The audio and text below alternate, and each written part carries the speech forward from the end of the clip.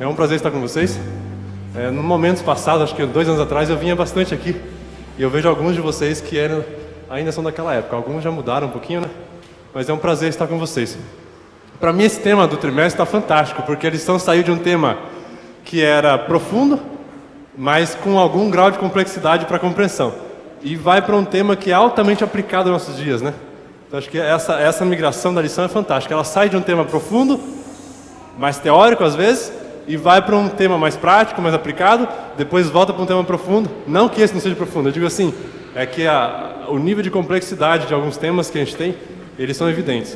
Quando a gente viu na lição passada, que de repente aqueles irmãos começam a entender algumas coisas, o Paulo consegue começar a pregar fora. Tem muito sucesso na Antioquia, ali naquela região, estou falando de Atos 14. E deu certo esse crescimento da igreja, mas de repente a Antioquia, né, que é um momento ali de referência, é uma igreja que cresce vitoriosa, cresce com poder, mas de repente vem um grupo de judeus que resolvem sair lá do cantinho deles de Jerusalém e chegam para causar problemas. E Paulo teve muitos problemas ali. E chega um momento que ficou tão insustentável a igreja naquela região, que de forma inteligente, os líderes da igreja ali enviam então Paulo, né, para que ele possa ir com o seu colega lá para Jerusalém, para que algumas coisas ficassem claras nesse momento. Você percebe que aquele episódio de Cornélio havia acontecido com Pedro algum tempo atrás.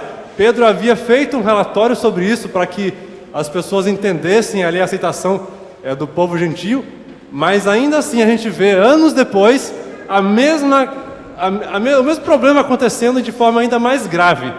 Na verdade, quando Paulo vai para Jerusalém, dentre as propostas que ele tem é relatar o sucesso da missão dele, né? Ele havia feito uma viagem missionária gigante, com sucesso em cada etapa, apesar das perseguições, dos problemas, o número de gentios crescia mais e mais a cada dia. Isso era uma alegria, mas ele também foi com um segundo propósito. E aí a gente percebe um problema. Para aqueles judeus, fariseus, né? A visão deles era de que para ser salvo, primeiro tinha que ser judeu, depois ser salvo. Então havia uma inversão de valores que dificultava a crença. E quando de repente os gentios começam a ouvir que eles têm que submeter a um rito de circuncisão, por exemplo, para ser aceito no povo de Deus, começa a criar uma dissensão na igreja. Eu preciso ou não preciso? Eu aceitei Jesus e agora? Então essa ideia de resolver foi muito pertinente para a igreja. Eu me preocupo um pouquinho com essa visão, às vezes, que a gente tem. Por exemplo, você pegar como é que era o povo de Deus, como é que Deus se relacionava com o seu povo desde o início da nossa história como terra, né? Como é que Deus se relacionava com Adão e Eva no Éden? Pessoalmente. Um pouco depois do Éden, como é que era? Sacrifícios era o momento auge, né? A gente tinha um pouco depois disso, o templo. Os sacrifícios cessam, os rituais do templo cessam, né? E algumas coisas vão acontecendo. Deus vai mudando esse formato de falar. Hoje, como é que Deus fala conosco? Olha a sua palavra, né? Então Deus continua se relacionando com o ser humano, mas num formato que vai se aproximando da nossa realidade. E isso, as pessoas ali não discutiam. Por exemplo, você não vê os líderes judeus, os fariseus, discutindo, por exemplo, que os rituais haviam cessado. A gente não vê essa discussão. A gente vê a discussão de um item que para você se tornar salvo, cristão, é preciso ser judeu. E para ser judeu é preciso ser circuncidado. Então esse era o ponto-chave que eles haviam discutido por alguns tempos. E a lição continua abordando esse tema, e eu acho bem interessante, porque quando a gente começa a analisar o ponto de vista deles, é fácil, né? Eu li a lição no primeiro momento, e a minha tendência, como talvez vários de vocês, foi começar a falar assim, gente, cabeça fechada, né?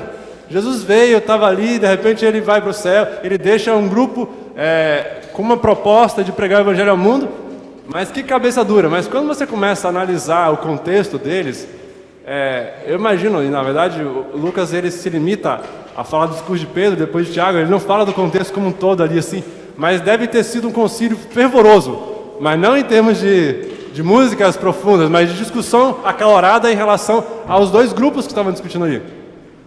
Imagina que os fariseus tinham ali na ponta da língua alguns textos da Bíblia mostrando como é que deveria se portar um estrangeiro no meio do povo de Israel. Havia uma discussão muito grande. Então, se você pensar na realidade mais moderna, protestante, por exemplo, talvez tenham citado a ideia do Sola Escritura, né, pegando textos fundamentais da Bíblia para poder endossar o que eles tinham falado. E eles tinham esses argumentos.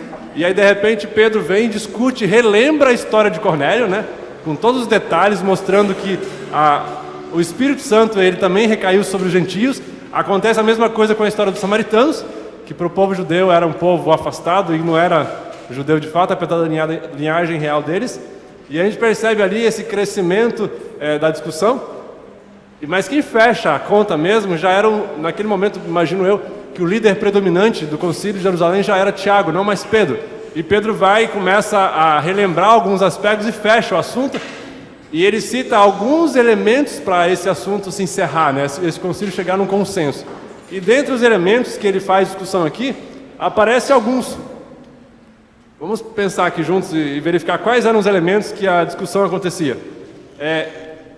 Quando Tiago conclui o sermão dele ali, aquela discussão, e a igreja aceita, que elementos ele usa? Assim, ó, tá bom, para ser judeu, já somos judeus aqui, alguns são de linhagens diferentes, mas para quando alguém vir de fora, fazer parte do povo de Deus, quais são os elementos que eles precisam cumprir e quais eles não precisam cumprir? E a gente percebe aqui alguns elementos para isso, né? Quais são? Primeiro deles, carne oferecida aos ídolos, não podiam comer, é isso? Segundo, não podiam usar o sangue, nem comer o sangue. Terceiro, carne estrangulada, né? E outro, abster-se de atos sexuais ilícitos. Então a gente percebe aqui um momento de Tiago com claro, movido pelo Espírito Santo, com uma percepção muito grande de como é que deveriam se portar. E aí você percebe, quando ele fala isso, ele está evocando Levítico 17, 18.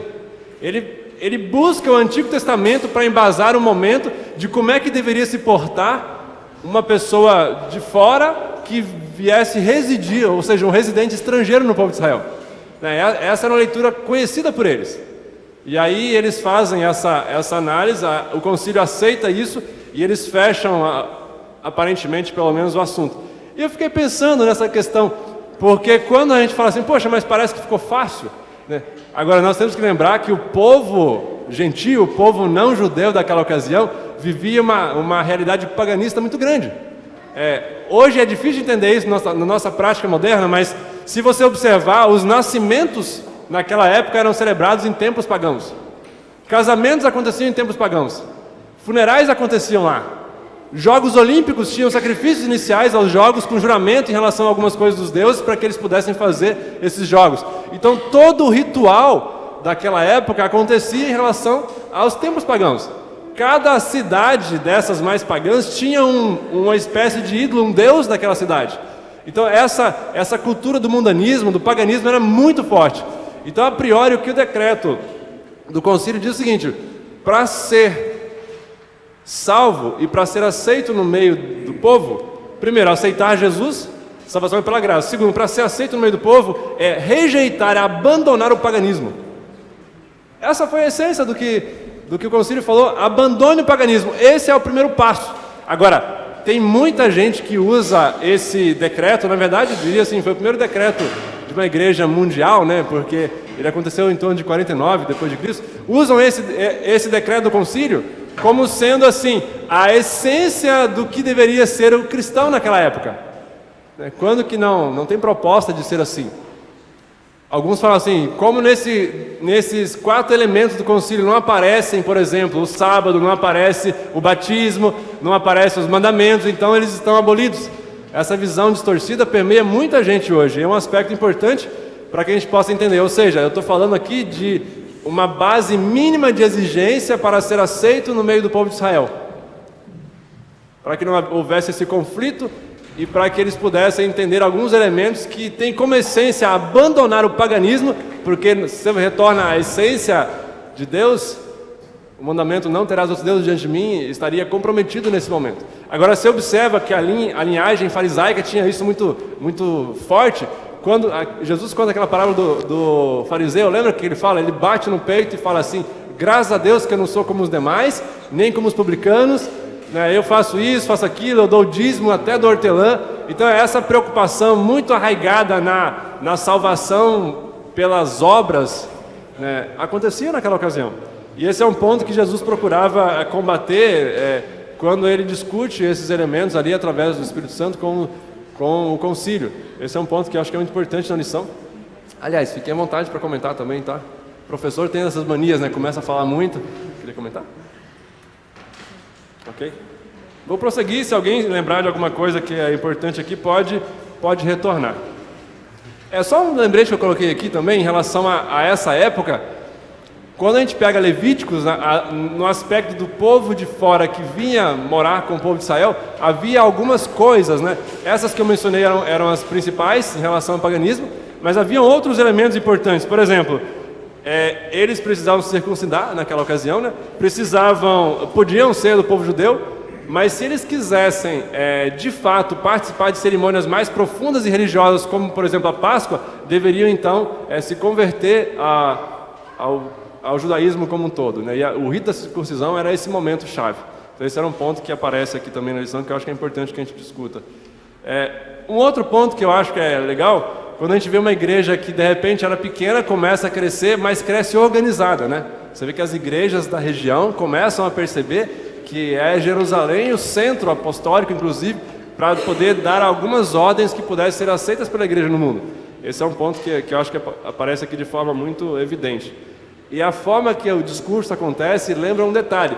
Eles usam o Velho Testamento para embasar aspectos de aceitação do povo e depois usam o Novo Testamento para embasar como é que é uma vida em Jesus.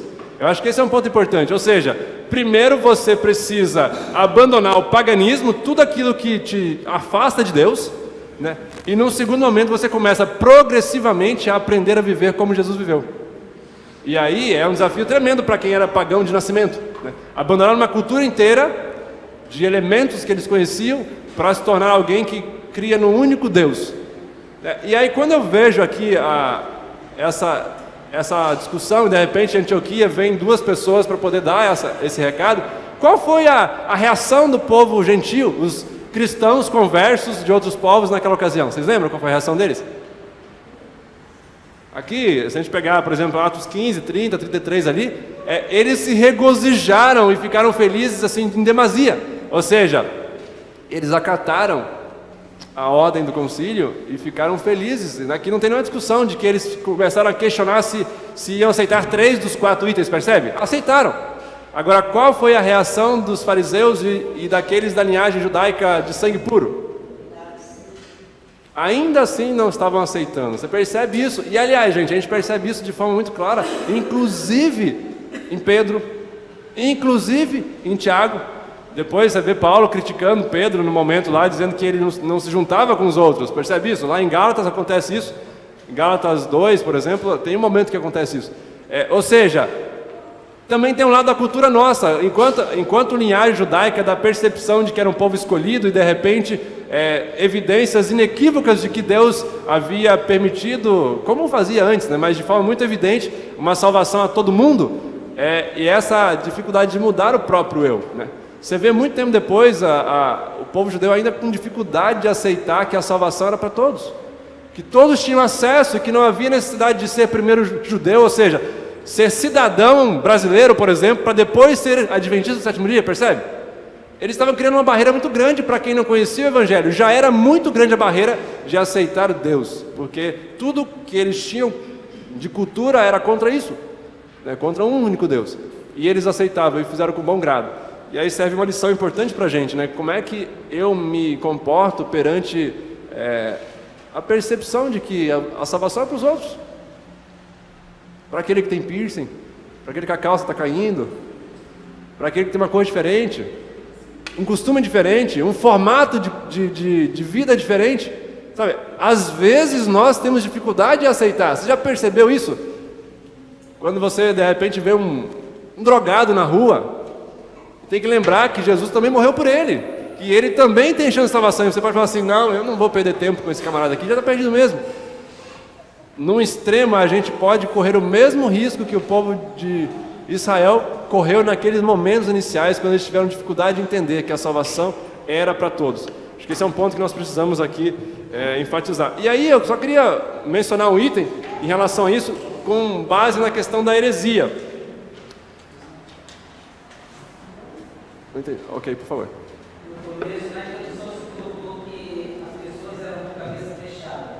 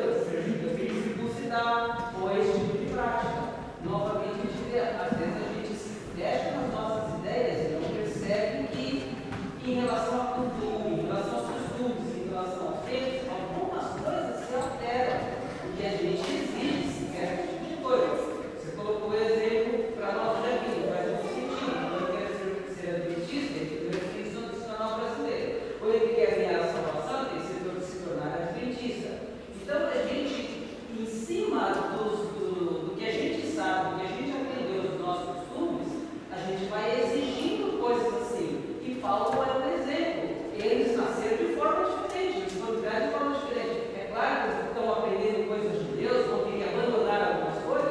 Sim, é claro que vão fazer isso naturalmente, quando eles vão ter conhecimento de mudanças que devem ocorrer. Mas não somos nós que vamos colocar um peso abaixo dessas pessoas, exigindo agora eles têm que ser considerados, agora eles têm que fazer isso. E de certa forma a gente traz isso para os nossos dias hoje também. Então a gente acaba assim, a cabeça fechada em cima das nossas ideias, das nossas ciências, dos nossos aprendizados, e a gente tem que perceber que muitos não cresceram como nós crescemos. O que é importante, o que realmente faz sentido para a vida, seja lá no brasileiro, seja lá no estrangeiro, o que é importante na vida cristã, que todos podem realmente exercer. Então a gente tem que analisar isso e com respeito, ver as diferenças, abrir um pouco mais a mente. Perfeito. E você percebe isso no dia a dia? Eu já vi de pessoas que estavam vindo para a igreja e falaram assim: primeiro eu preciso parar de fumar para depois ir para a igreja, né, para aceitar Jesus. Primeiro eu preciso disso. Aquela percepção de que primeiro você precisa para depois aceitar. Mas não é assim. Primeiro você aceita para depois ter poder dos céus para largar. E aí, claro, depois tem um contínuo que chega ao batismo e tudo mais. Então você percebe que essa visão ela vem entre nós de alguma forma, e a gente não cuidar, a gente começa a ser um fariseu moderno, entende? Essa é uma preocupação que a gente precisa ter. Por favor. Interessante que Paulo tinha tudo para se juntar com Deus e defender a ideia da circuncisão. Era de Deus todo dia, né? Mas, depois da conversão dele, ele começou a olhar para outras pessoas que também precisavam de salvação, né? Se interessaram pela salvação. E agora ele começou a defender os gentios. Então, como pode se salvar agora? Porque o judeu, porque ele pratica os ritos que os judeus praticam, né? E então, ele saiu em defesa. E quando ele foi nomeado para o concílio, eles puseram o sentimento dos gentios, né? Então, muito relevante sim a ideia e a aceitação do concílio de que a salvação não é só para Jesus veio por todos, né? Assim, e realmente é, mas Paulo já sentia também a necessidade de interceder por aqueles que não eram de Deus para a salvação. E é triste, né, a gente ter que rememorar a história do povo de Israel e lembrar que precisou de um concílio para isso.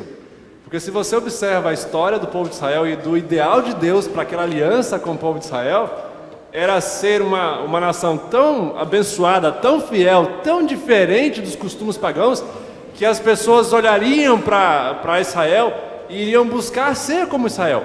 E você percebe que algumas nações o fizeram em momentos em que Israel estava bem próximo de Deus. Se você observar onde Israel estava, na encruzilhada do mundo, você pensar nas estratégias comerciais naquela época, era um ambiente de visibilidade pública muito grande. O ideal de Deus para aquela nação foi mostrar para o mundo quem era Deus através de uma nação. De repente Deus precisa inverter esse formato, você percebe? E os discípulos demoraram um pouquinho para entender isso. Qual foi o formato invertido? De repente a nação de Israel para de ter esse privilégio especial e de repente os discípulos começam a ter que pregar o Evangelho. E no início foi tão difícil isso que você percebe que numa fala ali no início, quando todos aqueles que vieram para Jerusalém, e ali tem o momento da fala de Pedro, né, em que ele fala de uma linguagem que todo mundo entende, as pessoas que vieram de fora, a percepção de que o Evangelho havia sido levado a todo mundo, porque os judeus estavam representados ali. E a perseguição depois acontece e começa a espalhar os judeus, inclusive os discípulos e tudo mais, e aí eles começam a perceber que a missão era de ir para fora. Então assim, o modelo teve que mudar para que o Israel moderno, digo assim, o povo de Deus pudesse cumprir o seu propósito de levar a mensagem avante ao mundo. Acho que esse é um ponto que é muito importante. Só aqui, depois aqui.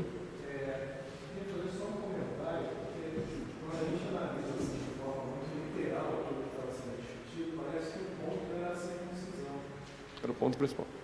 Mas o ponto principal, o pano de fundo da discussão da circuncisão não era ela em si, mas era o fato do sistema judaico ter sido mudado.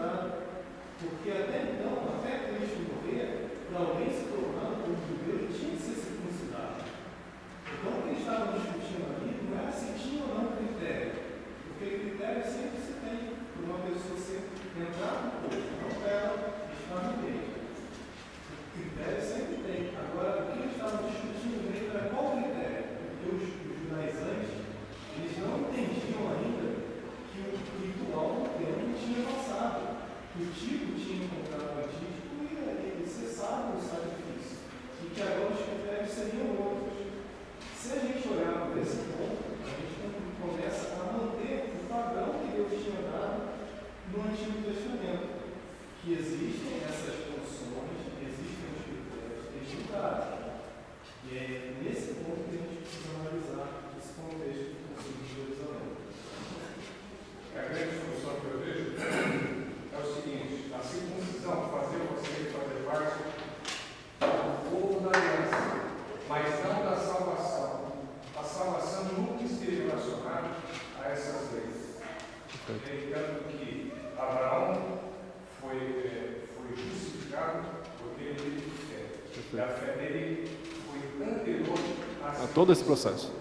O grande problema que acontece é o problema de a gente se apegar às leis, às regras, à tradição e ao costume do povo que ele faz parte, e a gente colocar nessas regras, nessas leis, a segurança da nossa salvação.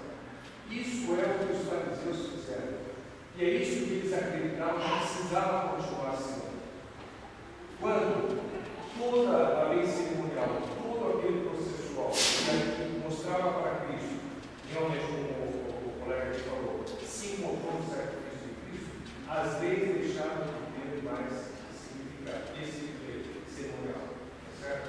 E aí a salvação ficou escancarada para todos. Mas essa salvação sempre foi para todos. Ou eu fazia parte do povo escolhido, do povo da aliança, e eu participaria do cerimonial Rituais. da circuncisão, por exemplo, ou não. E essa era a grande discussão desse momento. O triste que eu vejo nessa história é justamente isso, porque o povo que deveria levar ao mundo uma mensagem começa a achar estranho que a mensagem vai ao mundo, você percebe? Então é esse aspecto. A primeira heresia formal da igreja foi essa, né? Achar que a salvação é pela lei e não pela graça, né? E ter que mudar isso foi difícil. Então eu concordo com vocês. Então esse é um ponto que eu acho que é fundamental para a gente trazer para os nossos dias hoje. A gente não pode deixar que os costumes, as tradições, o formato da minha crença passada, talvez, né? A gente sabe que o conhecimento de Deus é progressivo, e isso precisa tornar claro a cada dia para mim, e eu começar a aceitar, mais que nunca, de fato, a essência da salvação. E os outros elementos vão sendo incorporados. Para mim fica muito claro que o que aconteceu com o povo lá no passado é o mesmo que acontece hoje com a nossa igreja presente. Porque nós estamos vivendo um momento que é crucial para a história da humanidade. E nós estamos vivendo os momentos finais antes da volta de Jesus. E aquele povo, eles não entendiam que a lei já tinha aquilo que era próprio da lei, que tinha sido pregado durante todas as gerações passadas até Jesus, não era mais o que deveria estar motivando a vida deles como cristãos, para entrar de um outro povo, né, para fazer parte do povo cristão. Porque a mensagem de Paulo para os outros discípulos era pregar Jesus, a morte de Cristo e o significado de tudo isso, para que uma pessoa fosse de fato um cristão. Não só, não um judeu, né, não era o caso, mas a pessoa para ser cristã ela precisava então ter Jesus, o sacrifício de Jesus, e desenvolver a fé de Jesus. Mas, para os nossos dias, acontece a mesma coisa, porque a nossa igreja, ela também coloca, muitas vezes, barreira para que outras pessoas também venham a entender o real foco da mensagem hoje, que é o preparo da volta de Jesus. O principal motivo e o fato de a gente ter voltado no momento não é Jesus está voltando, está, mas o que nós devemos fazer para esperar Jesus voltar? Como se preparar para isso? É interessante, ela falou da igreja, né? Quem é a igreja? A igreja somos nós, né?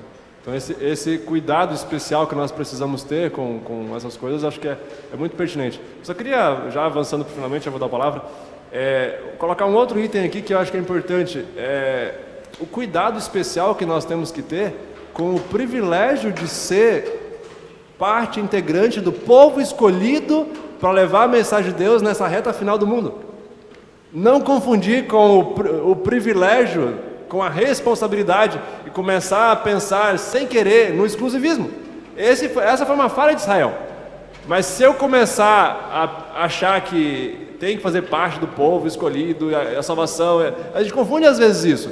Então a percepção inicial de que eu preciso entender o privilégio, sim, mas a responsabilidade que recai sobre mim, conhecedor da verdade de Deus, e do quanto isso deveria mudar a minha vida para que isso pudesse influenciar os outros, percebe? Essa semana alguém falou para mim assim, a dificuldade que eu tenho de guardar o sábado, mas ele não falava da questão de conhecer e entender, mas do desafio pessoal de ter a família preparada para começar o sábado. Aí a gente estava conversando ali e a gente chegou na seguinte conclusão: para de querer guardar o sábado. Espero terminar. Para de querer guardar o sábado, começa a se aproximar de Jesus de fato, e você vai ter as condições para guardar o sábado naturalmente, percebe? Ou seja, não é uma inversão. Ele queria, porque ele achava que se ele não guardasse o sábado, ele estava perdido. Mas a gente começa a incorrer em alguns erros. Não é essa a essência é aproximar-se de Jesus, é conhecer profundamente Jesus. E esses outros elementos importantes, inclusive os mandamentos, eles vêm naturalmente com uma experiência com Deus. Claro, vão ter desafios, vão ter dificuldades, vão ter provações. Quanto mais próximo eu estou de Jesus, naturalmente mais as hostes do mal vão colocar o holofote sobre mim, porque essa é a essência, né? Alguém sendo salvo por Deus e o mal querendo impedir isso. Mas a gente pode, com Deus, avançar, né? Conhecendo profundamente, porque a essência do Evangelho é a salvação em Cristo, pela graça. E como eu consigo avançar na salvação se eu não avanço no conhecimento de Cristo, percebe? E aí entra o aspecto do ideal de Deus, que o povo de Deus seja uma testemunha viva, uma Bíblia aberta, uma Bíblia escancarada para todos ao redor. A reflexão nós temos sido essa Bíblia viva? Temos mais 2 participações para a gente poder já encaminhar para encerrar. Então, estudando agora no final, sexta-feira, é uma coisa à parte. Eu senti assim muito forte que eles estavam vivendo um problema dentro da igreja. Então, era irmãos contra irmãos, a igreja, dentro da igreja, a própria igreja. Eu já li há tempos atrás que no final, eu sempre pensava assim, que nós íamos ser perseguidos por pessoas fora da igreja, pelo catolicismo, e eu li em algum lugar, alguém disse, não me lembro bem, que nós vamos, no final dos tempos, vai ter 2 grupos só dentro da igreja. Só dois grupos distintos. Um que persegue e outro perseguidor. E estava acontecendo naquela época também. Aí eu me remontei para hoje. Nós vamos começar a viver, já estamos vivendo, pessoas dentro da igreja, perseguindo pessoas dentro da igreja. Eu tenho visto. Por onde eu tenho passado. Tenho viajado bastante, tenho visto algumas coisas assim. Por isso que eu enfatizei a questão, a essência do Evangelho. É muito forte. E eu senti muito isso aí sexta-feira, quando eu estive lendo. Mesmo as coisas vão se repetir com mais força. Então, mais uma vez, o que você falou agora, realmente, nós temos que nos preparar e ver o que Jesus está querendo que eu faça. Que mudanças que eu tenho que fazer para ter Romanos 12. Verso 1 e 2, tem que deixar que o Espírito Santo nos transforme. Então, essa é agora sim a ênfase presente. Urgente, a urgência agora. Amém. Né? Da gente não ficar só vendo conceitos, mas o que você vai fazer? Bom, 30 segundos para a gente poder. O motivo do Concílio de Jerusalém foi que estava havendo discordância, atritos. Olhando para a igreja adventista, nós, a igreja centenária, a gente sabe que nós temos unidade vem através do Espírito de Profecia, do próprio doutrinário da igreja adventista, através das lições da escola sabatina, que são lições mundiais, mas mesmo assim, nós também temos atritos. Veja, por exemplo, aqui na nossa região de Campinas, eu sou ali da cidade de Campinas,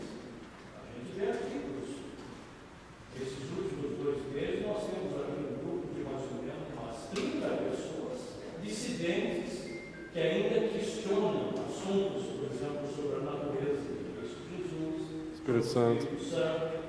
Então a gente vê que milênios convivemos com a Deus, que nós possamos ter a sabedoria e buscar a fonte verdadeira para não contribuirmos com esses atritos e ajudar nessa reta final conforme nós estamos unidos no propósito maior.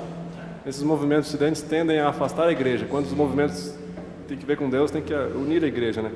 E lembrar que Paulo foi culpado e Paulo esteve perante a morte mais de uma vez, e uma vez esteve como morto, né? Porque eles punham em Paulo a culpa desse processo em que eles perdiam os privilégios da aliança, né? Eles viam Paulo como a pior das pessoas, porque eles tinham um status social, eles tinham uma estrutura social, eles tinham uma estrutura politicamente correta em relação ao mundo, e de repente Paulo prega contra esse formato e começa a pregar uma salvação unicamente em Jesus, um Jesus que eles haviam rejeitado, né? A gente precisa cuidar, porque na reta final deste mundo nós também perderemos privilégios mundanos, porque hoje ainda é vantajoso ser cristão, no Brasil especialmente, né? Quando eu quero contratar ou indicar alguém para uma empresa, uma das coisas que aparece demais na lista de requisitos é que a pessoa seja ética, que tenha princípios morais sólidos. Ainda acontece isso. Então parece-me que no meio que nós vivemos aqui, é um privilégio ter essas qualidades que são inerentes a um cristão de fato. Agora, e quando isso for tirado? Quando isso não for relevante? Quando ser cristão for ser o culpado como Paulo pelos problemas do mundo, percebe? Claro que esse não é um episódio para ter medo, porque o Espírito Santo vai conduzir todo o processo, mas é um momento para viver o cristianismo de fato, ou seja, cristianismo é conhecer Jesus mais e mais e procurar cada dia ser como Ele é. Que Deus possa nos abençoar a sê-lo a cada dia. Oração? Vamos colocar de pé então, fazer uma oração para finalizarmos?